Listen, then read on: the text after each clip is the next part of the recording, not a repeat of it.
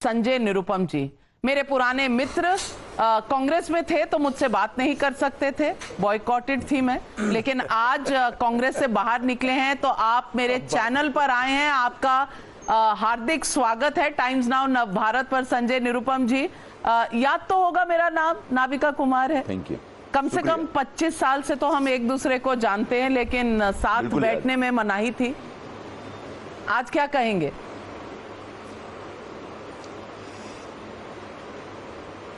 नहीं, आप नाविका जी, आप मेरे बहुत पुराने मित्र हैं, इसमें कोई संदेह नहीं है। और ठीक है, अलग अलग पॉलिटिकल कंपल्शंस होते हैं, लेकिन शायद आज वो कंपल्शन नहीं है, इसलिए मैंने हाँ बोला आपके आने के लिए। संजय निरुपम जी, आज आपने अब कांग्रेस से इस्तीफा आपने दिया या उन्होंने आपको निकाला, इस बात पर बहुत चर्चा हो रही है। पहले तो ये बता दीजिए, इस्तीफा था या आपको पार्टी से निकाला गया?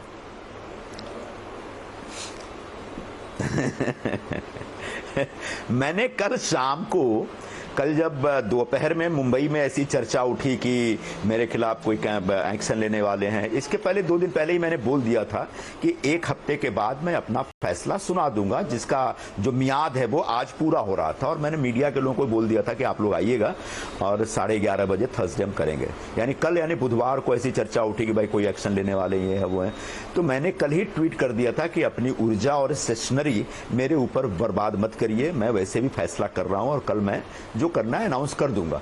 फिर भी मैंने अपना इस्तीफा वगैरह तैयार रखा था। मैंने लेट नाइट कोई 10:40 पर भेजा था और उसके बाद मुझे तत्काल पता चला कि इन लोगों ने मुझे निकाल दिया। मैंने कहा ठीक है, अब मुझे निकाला क्यों, ये अपने आप में एक बड़ा सवाल है। आज जो मैं कह रहा हूं उसकी वजह से निकाला जा सकता है, मैंने कहा बहुत सारी ऐसी बातें कर रहा हूं जो उनको पसंद नहीं होगा, लेकिन कल तक मैं सिर्फ इतना कह रहा था कि कांग्रेस पार्टी पूरी तरह से शिवसेना के सामने सरेंडर हो गई।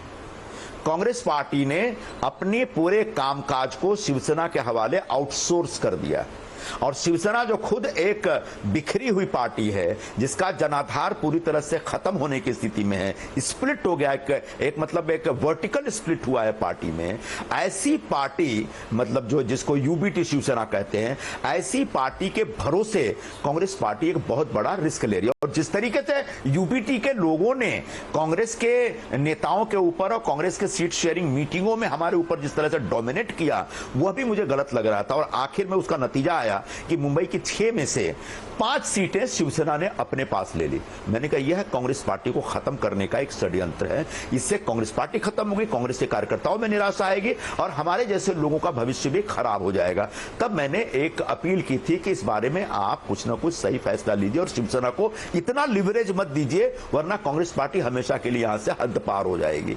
अब ये एक सच है पार्टी के हित में, पार्टी को बचाने के लिए, लेकिन ये सच इतना कड़वा लगा कि सच को सुनने समझने और उसका विश्लेषण करने के बजाय उन्होंने मुझे ही सजा दी। तो मैं पार्टी के जो शीर्ष नेतृत्व ने के मन में जो है कि उन्होंने मुझे निकाला और एक्शन लिया और उससे उनको एक आत्मसंतोष मिलेगा और उनके अभिमान को, उनके अहंकार को तुष्टि मिलेगी, इसके लिए मैं स्वीकार करता हूं कि उन्होंने मुझे निकाल दिया।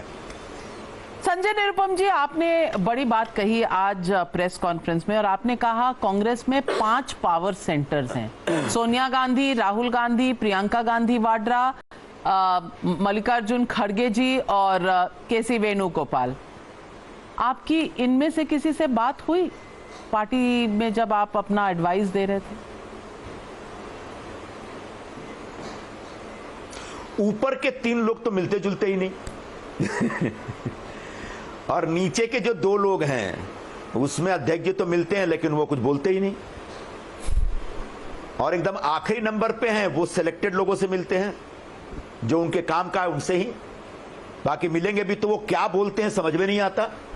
उनकी हिंदी ऐसी होती है जो हम समझ नहीं सकते, अंग्रेजी भी ऐसी होती है जो आधा हिंदुस्तान और आधे कांग्रेसी नहीं समझ पाते, और जो मलयाली बोलेंगे वो हमको समझ में नहीं आता। तो एक संवादहीनता की स्थिति है कांग्रेस पार्टी में, एक मेजर कम्युनिकेशन गैप है।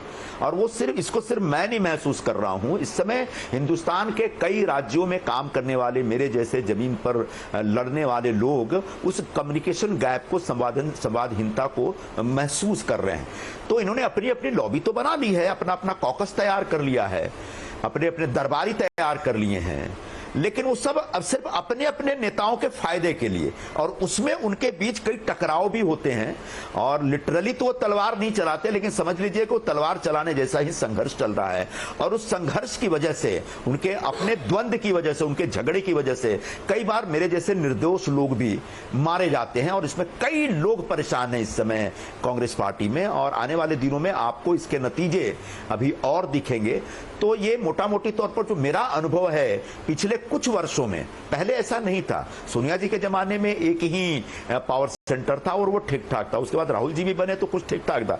उसके बाद आज जो 2019 के बाद जो कांग्रेस का जो स्ट्रक्चर बना है, बहुत ही दुर्भाग्यपूर्ण स्थिति है। आज कांग्रेस पार्टी इसमें और भी कमजोर हो रही है, बिखर रही है। जिस तरीके से पिछले 2 चुनावों के नतीजे के बाद कांग्रेस पार्टी सिकुड़ गई पूरे हिंदुस्तान में, अगले चुनाव के बाद और भी सिकुड़ जाएगी। और 2029-29 तक तो मुझे लगता है कि बहुत ही बुरा हाल हो सकता है कांग्रेस पार्टी का, जिस तरीके से नेतृत्व काम कर रहा है, जिस तरीके से नेतृत्व जमीन से किसको देंगे? कनेक्ट हो गया। जमीन की जो हकीकत है, उस हकीकत को दोष आप किसको देंगे? राहुल गांधी रिस्पॉन्सिबिलिटी चला रहा है वही नहीं तो कौन चला रहा है? भाई ऐसा है तो मैंने तो पता कोई एक आदमी चला ही नहीं रहा है, 5 लोग चला रहे हैं। जब एक गाड़ी के स्टीयरिंग पे 5 ड्राइवर बैठेंगे तो उस गाड़ी का एक नहीं कई एक्सीडेंट होने वाला है। तो गाड़ी 5 दिशा में जा रही है, कोई इधर लेके जा रहा है, कोई उधर लेके जा रहा है।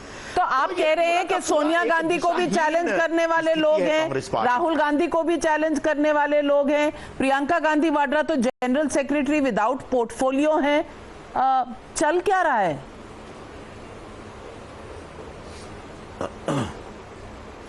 देखिए, बहुत ज्यादा अब जो लोग हैं ना, उनके अंदर इतनी ताकत नहीं है कि बहुत आक्रामक एग्रेसिव होके एक दूसरे को चैलेंज करें।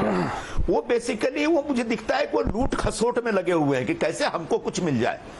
तो जब ये एक मुगलों का जब राज खत्म हो रहा था, तो उस समय जो पूरे देश में अराजकता पैदा हुई थी और एक सरेआम लूटपाट चल रही थी, बिल्कुल वही स्थिति मुझे कभी कभी कांग्रेस पार्टी में दिखती है कि एक पुराना जो शासन तंत्र है वो नष्ट हो रहा है, बिखर रहा है। जिसको जहां जो मिल रहा है वो उसके ऊपर कब्जा कर रहा है, वो उसको मोनेटाइज करने या अपने हक में कोई एक निर्णय कराने में लगा हुआ है। और वो जो लोग वहां बैठे हुए हाईकमान बैठ के, उनका इलेक्टिव मेरिट 0 हो गया है। चुनाव हम भी हारे हैं, पूरे देश में सब लोग हारे हैं, लेकिन उनके अंदर वो मादा नहीं रह गया कि अब जाके जमीन पे काम करके चुनाव जीतने के लिए कोई प्रयास करें।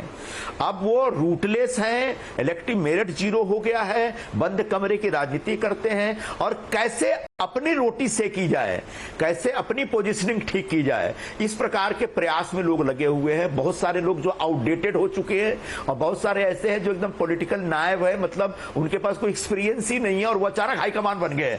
और तो ऐसे लोगों के हाथ में पूरी पार्टी दे देंगे तो हमारे जैसे लोग जो जमीन पे काम करने वाले लोग हैं वो निश्चित तौर पर बहुत बेचैन स्थिति में रहेंगे और बहुत ज्यादा वो कंफर्टेबल फील नहीं करेंगे। और मैं ऐसा अकेला नहीं, ऐसे बहुत सारे लोग। पर क्या राहुल गांधी जो प्रधानमंत्री नरेंद्र मोदी को रोज चुनौती देते हैं और चाहे वो अध्यक्ष ना हो पर लीडर कांग्रेस पार्टी में उन्हें ही माना जाता है, उनका क्या रवैया है? उनकी कोई मंशा नहीं है कांग्रेस पार्टी को बचाने की? क्योंकि हाल ही के दिनों में देखा जाए तो कितने बड़े लीडर निकल कर गए हैं, शायद गिनती करना मुश्किल हो। उनकी कोई इंटरेस्ट नहीं है पार्टी में या क्या? आपकी क्या राय, आपकी क्या जानकारी? मतलब मैं ये तो नहीं कह सकता कि उनके इंटरेस्ट नहीं है पार्टी में। जिस तरीके से भारत जोड़ो यात्रा 1 और 2 किया, ऐसा तो लगता है कि बहुत ज्यादा इंटरेस्ट है, लेकिन वो इंटरेस्ट सही डायरेक्शन में है क्या? और आप साहब सारे फैसले भी अपने हिसाब से करवाएंगे और जिम्मेदारी भी नहीं लेंगे, ये कहीं ना कहीं गलत लगता है एक ऑर्गेनाइजेशन को, जहां तक एक ऑर्गेनाइजेशन के कामकाज का संदर्भ है। और मुंबई में जो सीट शेयरिंग की एक प्रोसेस चल रही थी, उस बारे में मैंने उनको आगाह किया था और मैंने उनको SMS किया था पूरा डिटेल में, और वो मैंने मेरे ख्याल से 17 फरवरी को किया था। आज देख लीजिए अप्रैल का महीना चल रहा है, उस पर कोई एक्शन नहीं हुआ, कोई जवाब नहीं आया। तो ये बड़ा दुर्भाग्यपूर्ण स्थिति है। इसलिए मैं कहता हूं संवादहीनता है। हम इतने गए गुजरे और यूजलेस नहीं है कि हमारे मैसेज के ऊपर हमारे जो हम जो एक इनपुट्स दे रहे हैं वो एक्शनेबल ना हो। उनके ऊपर एक्शन लेना चाहिए, उनके ऊपर कहीं उनका कोई ना कहीं कॉग्निजेंस लेना चाहिए। लेकिन पार्टी में किसी का कोई लेना देना नहीं, सबको अपना अपना ग्रुप है, किसने का सब अपने अपने ग्रुप के हिसाब से एक्शन लेते हैं और फैसले करते हैं और एक दूसरे को सूट करे इस प्रकार के फैसले होते हैं और यही वजह है कि पार्टी का हाल बहुत बुरा है। संजय निरुपम जी, आपने कहा कुछ लोग ऐसे फैसले लेते हैं जिसे वो मोनेटाइज कर सकें, विस्तार में बताएंगे क्या मोनेटाइजेशन होती है?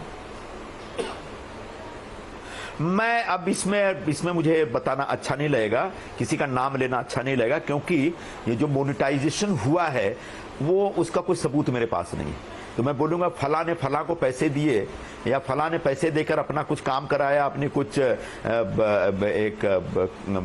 कुछ हासिल किया, तो वो एक ऐसा आरोप होगा जिसका सबूत मेरे पास नहीं होगा। तो इसलिए मैं किसी का नाम न लूं तो बेहतर होगा। नहीं, नाम ना लीजिए, पर क्या लेकिन ऐसी चर्चाएं आम रही है और ऐसी बातें बड़ी नहीं, कोई टिकट्स देने में मोनेटाइजेशन होता है, किस फील्ड में मोनेटाइजेशन हो? ने टिकट देने में मोनेटाइजेशन में तो मतलब यहां पर लोगों के पास पीएचडी हासिल है उसके आगे जा चुके हैं सब। बहुत बड़ी बात कह रहे हैं, कहां, थोड़ा सा और बता दीजिए, कितना आगे, कहां आगे? अब जाने दो अभी, क्योंकि मैं किसी का नाम लूंगा तो उसको साबित करना बड़ा आसान नहीं होगा। लेकिन मैं आपको जनरली बता दे रहा हूं, पता नहीं इस बात की जानकारी राहुल जी, सोनिया जी के पास है या नहीं है, लेकिन बहुत कुछ ऐसा हो रहा है पार्टी में, दिल्ली में, जो धीरे धीरे एक दीमक की तरह पार्टी को खाता जा रहा है और वो एक दिन पता चला सब कुछ भरभरा के गिर जाएगा। इसकी जानकारी हो भी सकती है, नहीं भी हो सकती है। सारे अलग अलग कोटरी में लोग अलग अलग अधिकार लेके बैठे हैं और उन अधिकारों का उपयोग अपने हक में, अपने हित में करते रहते हैं। ऐसा हमको बहुत बार दिखा है। लेकिन ये जो करप्शन की लड़ाई लड़ रही है कि भाई डिक्टेटरशिप हो जाएगी और ये करप्शन के बदले जो ये एजेंसीज का दुरुपयोग हो रहा है, इससे तो ऐसा लगता है कांग्रेस पार्टी बिल्कुल पाक साफ है, उनके साथ बहुत गलत हो रहा है।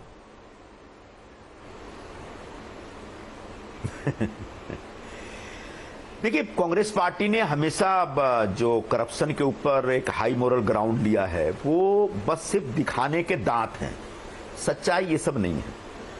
जैसे एक उदाहरण दे रहा हूं, खिचड़ी चोर का मामला, अगर आप इतना भ्रष्टाचार के मुद्दे पर इतने सख्त हैं तो आपको शिवसेना को बोलना चाहिए कि जिसकी ईडी में इंक्वायरी चल रही वो कैंडिडेट कैसे हो सकता है? क्या इतनी ताकत है, इतनी हिम्मत है? और इतनी हिम्मत नहीं है तो उद्धव ठाकरे जो बची खुची शिवसेना के प्रमुख हैं, वो अभी रामलीला मैदान जाते हैं और भारतीय जनता पार्टी के बारे में कमेंट कहते हैं कि भ्रष्ट जनता पार्टी है ये। ठीक है, आप कमेंट कर सकते हैं क्योंकि आप भ्रष्टाचार के खिलाफ हैं, और अगर सचमुच भ्रष्टाचार के खिलाफ हैं तो आपका उम्मीदवार खिचड़ी चोर क्यों है? बड़ी बात। संजय निरुपम, ऐसे व्यक्ति को उम्मीदवार क्यों बनाया जो कि संजय निरुपम अब किधर का रास्ता कर रहे हैं? बीजेपी से मोहब्बत हो गई है या शिवसेना शिंदे गुट से मोहब्बत हो गई है?